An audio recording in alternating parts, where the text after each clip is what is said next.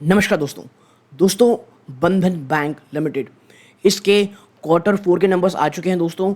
और आपको पता होगा निवेशक कितने आप कह सकते हैं उत्सुकता से इस बार क्वार्टर 4 के नंबर्स का इंतज़ार कर रहे हैं। देखिए, सबसे इम्पॉर्टेंट चीज़ जो इस नंबर्स में हो सकती है और सबकी नज़रें हैं जो बंधन बैंक में, वो है एनपीएस में।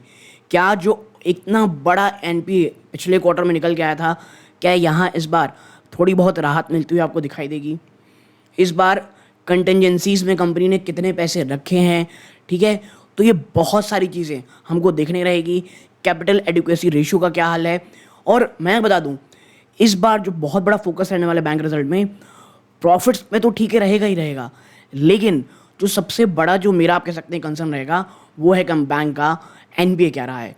तो सीधा लेके चलता हूँ नंबर्स की तरफ। देखिए, आपकी स्क्रीन में दिख रही होगी नंबर्स यहाँ पे दोस्तों लैक में है, तो थोड़ा सा हमको यहाँ पे ध्यान देना पड़ेगा, ठीक है? सबसे पहले बात कर लेते हैं कहाँ पे, तो भाई इंटरेस्ट अर्न, टोटल कितना इंटरेस्ट कमाया गया है। तो लैक में है तो हमको 2 पॉइंट इधर करना पड़ेगा, 5189.34 करोड़, ठीक है? जो एक साल पहले 4268 करोड़ रुपीज़ था और पिछले क्वार्टर में ये 4665 करोड़ था। अब देखिए, बैंक कंपनी, आप जब बैंक देखते हैं ना, उसमें 2 प्रकार के निवेशक बटे हुए हैं। कैसे?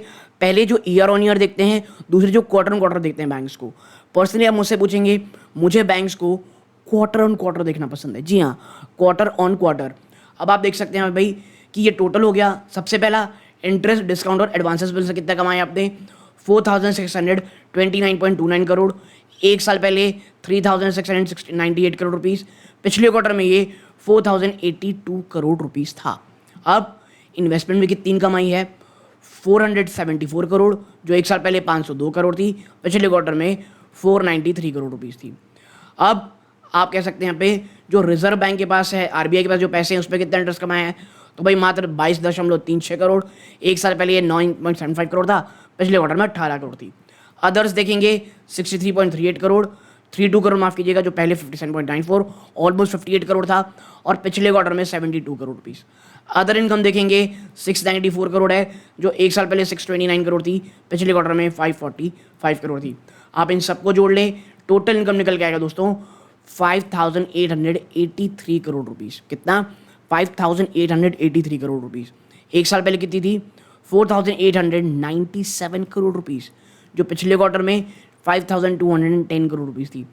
भाई साहब, टोटल इनकम में मतलब आपको दिख रहा होगा ईयर ऑन ईयर काफ़ी अच्छा जंप है यहाँ पे, ठीक है? ओवरऑल इनकम में बढ़ोतरी है, क्वार्टर ऑन क्वार्टर भी आप देखेंगे तो बढ़ोतरी है। और देखिए, बंधन बैंक एक स्ट्रगल फेज से गुजर रहा है, ठीक है? तो भले ही आपको क्वार्टर में कोई बहुत बड़ी इंप्रूवमेंट ना देखने को मिले, और पर्सनली आप मुझसे पूछोगे तो मुझे भी ऐसी उम्मीद नहीं थी कोई बहुत अच्छे नंबर्स आने वाले हैं। जैसा मैंने पहले कहा, बंधन बैंक को इस बार ना मेन जो चीज़ है वो एनपीएस में फोकस करने की ज़रूरत है, ठीक है? तो ये तो इनकम हो गई। अब भाई साहब, आपने इंटरेस्ट कमा लिया, उस इंटरेस्ट को कमाने के लिए कितना इंटरेस्ट खर्चा किया है? तो 2323 करोड़ रुपीज़, जो एक साल पहले 1796 करोड़ थी और पिछले क्वार्टर में ये 2140 करोड़ रुपीज़ थी। अब ऑपरेटिंग एक्सपेंस देखोगे आप, जिसमें एम्प्लॉय कॉस्ट और अदर ऑपरेटिंग एक्सपेंस है, कितना है? 1721 करोड़, जो एक साल पहले 1305 करोड़ थी, पिछले क्वार्टर में ये 1415 करोड़ थी। तो आपके ऑपरेटिंग एक्सपेंस में ना काफ़ी अच्छा जंप आया है। और जब आप टोटल एक्सपेंडिचर देखते हो ना, टोटल एक्सपेंडिचर जिसमें प्रोविजन कंटेंजेंसीज एक्सक्लूड है, याद रखिएगा, टोटल कंटेंजेंसीज में आपका एक्सक्लूड एक्सपेंडिचर में, तो ये इस बार आया है आपका 4044 करोड़ रुपीज़, 0.98, ऑलमोस्ट 4045 करोड़ है। पिछले क्वार्टर में ये 3555.28 करोड़ थी और पिछले साल में ये मात्र 3101.73 करोड़ थी, ठीक? तो ये रही। और ऑपरेटिंग प्रॉफिट प्रोविजन और कंटेंजेंसी से पहले, यानी प्योरली ऑपरेशनल फ्रंट में कंपनी को अगर आप देखेंगे तो इसका प्रॉफिट कितना दिख रहा है? 1838.47 करोड़, ठीक है? 1838.47 करोड़, जो एक साल पहले कितनी थी? 1795.75 और पिछले क्वार्टर में 1655 करोड़।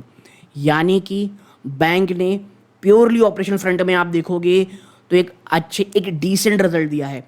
और ये तब रिजल्ट है जब स्टॉक ऑलमोस्ट बहुत ज़्यादा गिर चुका है, बहुत सारी जो निगेटिविटी वो प्राइसिंग हो चुकी है, ठीक है? लेकिन अब एक्चुअल यहाँ पे बंधन बैंक जैसे बैंक का अगर आप रिजल्ट देख रहे हैं, अब यहाँ से मेन रिजल्ट शुरू होता है।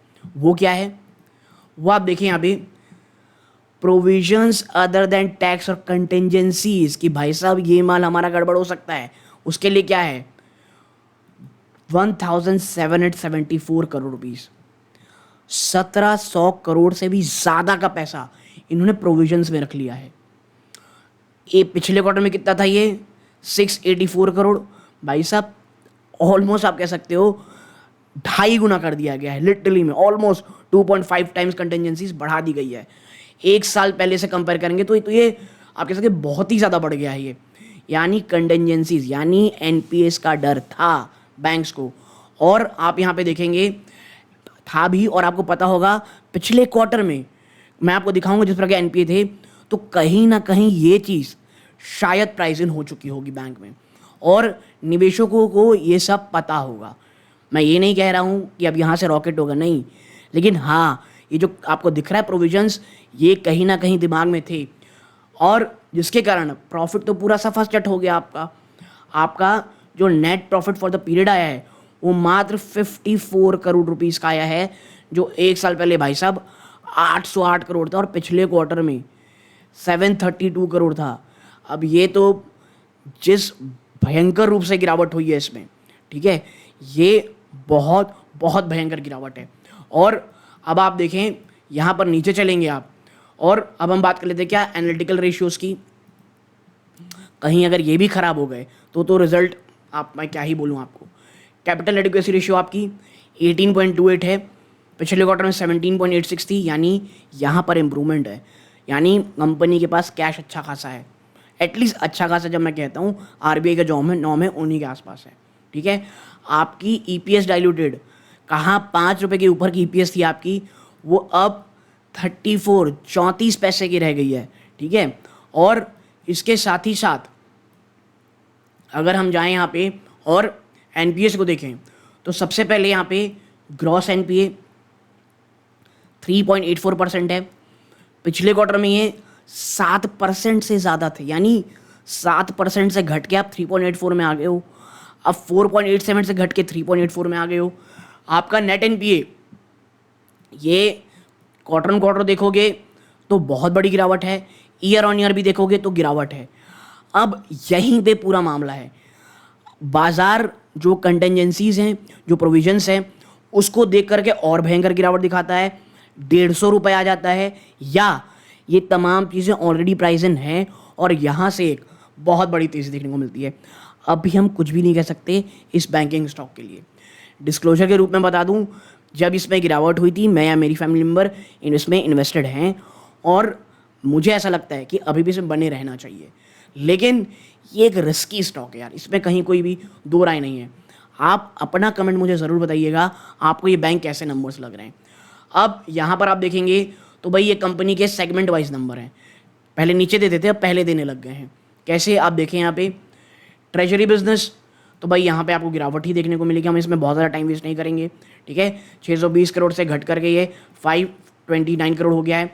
रिटेल बैंकिंग आपकी जहाँ मात्र 3,939 करोड़ था, और पिछले क्वार्टर में 4,446 करोड़ था, वो जंप होकर के 5,004 करोड़ यानी 5,000 करोड़ से भी ऊपर चली गई है। आपकी होलसेल बैंकिंग 449.47 मोरलेस 450 करोड़ के आसपास है, जो एक साल पहले 271 करोड़ थी। साल दर साल में बड़ा जंप है, क्वार्टर ऑन क्वार्टर में लगभग 10% के आसपास का जंप है। अदर बैंकिंग ऑपरेशन से भी आप देखेंगे तो आपको गिरावट देखने को मिलेगी year on year, but quarter on quarter आपको यहाँ पे जंप देखने को मिल रही है। यानी रिटेल बैंकिंग में फोकस है, होलसेल में उतनी तरफ नहीं जाया जा रहा है, ठीक है। और अब देखिए, हम इसमें रिजल्ट तरफ नहीं जाएंगे, लेकिन हाँ ये जो नंबर्स हैं ये, अब तो मेरे ख्याल से आज फ्राइडे था, अब देखते हैं कि जब बाज़ार खुलेगा मंडे को तो क्या इस बैंकिंग स्टॉक में होगा। बट मुझे ये लगता है कि जो नेगेटिविटी थी वो बहुत सारी प्राइसिंग ऑलरेडी हो चुकी है। मेन जो मंडे को देखना रहेगा बाज़ार ये जो कंटेंजेंसी है, जो प्रोविजंस है, इसे किस तरह लेता है, क्योंकि नो डाउट कंटेंजेंसीज एक्सट्रीम लेवल पे कंपनी ने प्रोविजंस ऑलरेडी कर लिए हैं, ठीक है। तो आपको क्या लगता है, आपको ये रिजल्ट कैसे लगे, कमेंट बॉक्स में बताइएगा दोस्तों, क्योंकि ये रिटेल निवेशक दोनों तरफ के हैं। एक बहुत ज़्यादा ललायत मूड में है कि भैया ये एक मौका है, और बहुत सारे लोग डरे हुए हैं कि क्या ये नेक्स्ट यस बैंक होने वाला है। तो मुझे जितना आपके साथ समझ पेश करना था मैंने कर दिया। चैनल में पहली बार आए हैं, प्लीज़ वीडियो को लाइक करके चैनल को सब्सक्राइब कीजिएगा। आप ऐसा करते हैं चैनल की ग्रोथ होती है, बहुत मोटिवेशन मिलता है दोस्तों। ये इस वीडियो का अंत है। जय हिंद दोस्तों।